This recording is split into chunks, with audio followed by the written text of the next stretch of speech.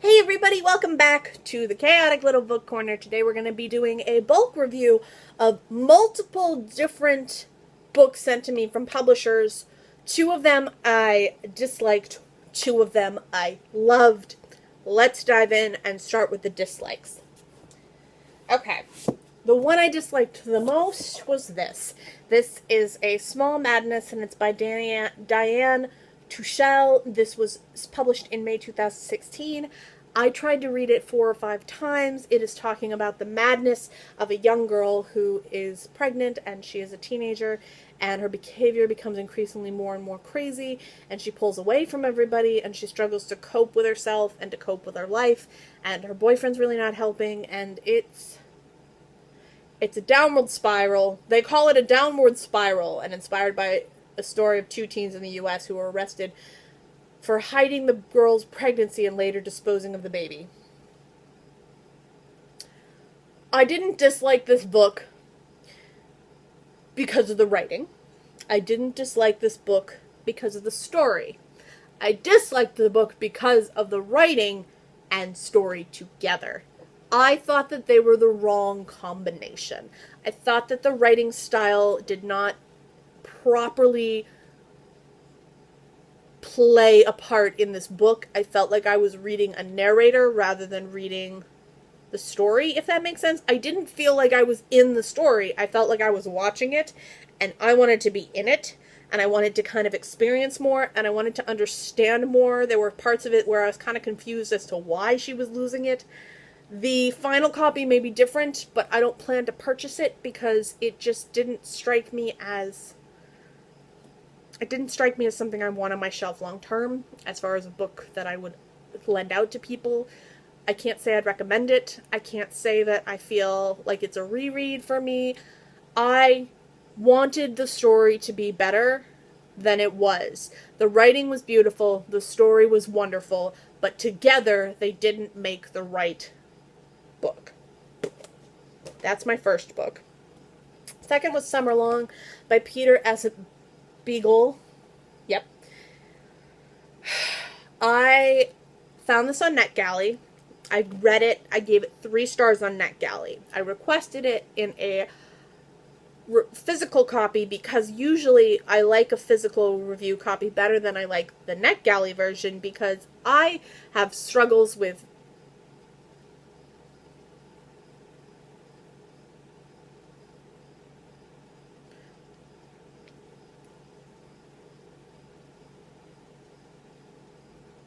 Oh, okay. I'm filming right now. I'm talking about this book. Okay. This is Summerlong by Peter S. Beagle. I'm sorry if I'm repeating myself. I had a momentary lapse in my own head. Weird as that sounds. I'm going to keep it in because I don't think it's worth hiding that from you guys anymore, and anyone who's confused by it, go ahead and talk in the comments. Let me know. If you feel uncomfortable about it, let me know. But I do believe that a lot of people have asked me to meet authors and speak with them, and that is a pretty close, so they're starting to try and trickle into the videos, so that's a good sign. I'm gonna keep it in then. This book, I requested it from NetGalley after giving it a 3-star on NetGalley. 3 stars was generous for me on NetGalley. It was more of a 2 for me, and I believed that it would have been a 3-star for me had I read it in physical form. I struggle with fantasy. I do. And this was given to me, or it was written and then described to me as a bittersweet novel of enchantment and fate, and it's kind of like compelled, complicated, takes women, spell, it's under a spell, inspired by long-hitting dreams of desires. I'm reading the back because I can't remember this book. I read it a while ago. A couple times because I couldn't remember it, and I disenjoyed it, and I didn't enjoy it each time, and this author, Peter S. Beagle, is not for me. He wrote The Last Unicorn. I won't be picking that up. I won't be repicking this up. I did not enjoy it.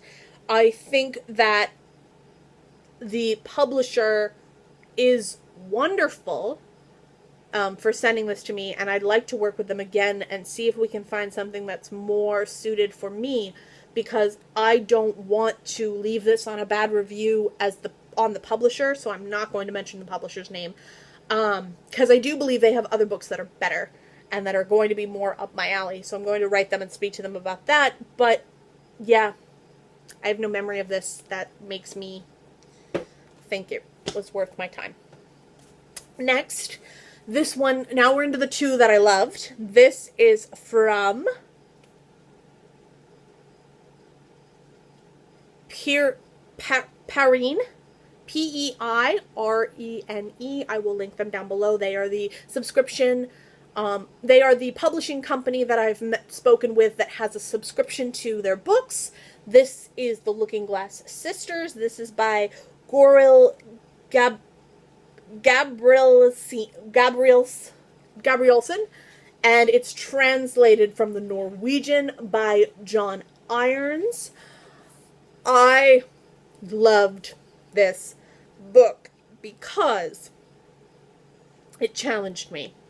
And it challenged me to do something I really didn't want to do. It challenged me to look at the opinion of somebody who's caring for somebody who's in struggle and pain, and who's a pain because they are disabled or different or in pain.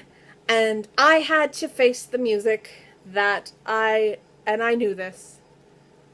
And I feel like a burden constantly to my family, and I know they don't want me to feel like a burden, and they don't want to make me a burden in their own brain. But this book kind of shook me awake and reminded me that, unfortunately, I can be a burden. I can be a real pain in the katuckus. Not because I mean to be, not because I'm trying to be, but because my disorder, because my mental illness, because my illness makes me something that is very hard to cope with. I am difficult to deal with, and this talks about two sisters, one who is ill and cannot walk very well, and sometimes is in worse situations than necessary and gets worse and worse, and the sister who is trying to take care of her, but she gets more and more frustrated by the caring of her, and she definitely goes the wrong direction with how to care for a person who's in a troubling situation. Like, she definitely harms this woman in ways that was completely unnecessary and not good. I do not condone the behavior of either sister, because they were both evil to the other in different ways. I felt sympathy for both of them. I felt hard sadness for both of them. This just made me think outside of my own comfort zone and my own box, and I loved that challenge, and I absolutely will be subscribing to this book group as soon as my first disability check comes through, and I am stoked, excited, and well beyond happy that I found this publishing company, because their translations and their books seem to be phenomenal. And now, Miss Picadura, the Picadura world. This is Junyan Shelter. I have an extra copy of this, and it's a giveaway. So stay tuned till the very end, and we'll do a giveaway. Alright. This book challenged the crap out of me for a very different reason. This book speaks to the idea, so for those of you who haven't been watching on the internet, a lot of us in the booktube community have read this. The general synopsis is it begins with them trying to sell their house, and a woman runs out from the woods, and it is the mother of the husband, and she is naked, and something has happened. That's how the book starts.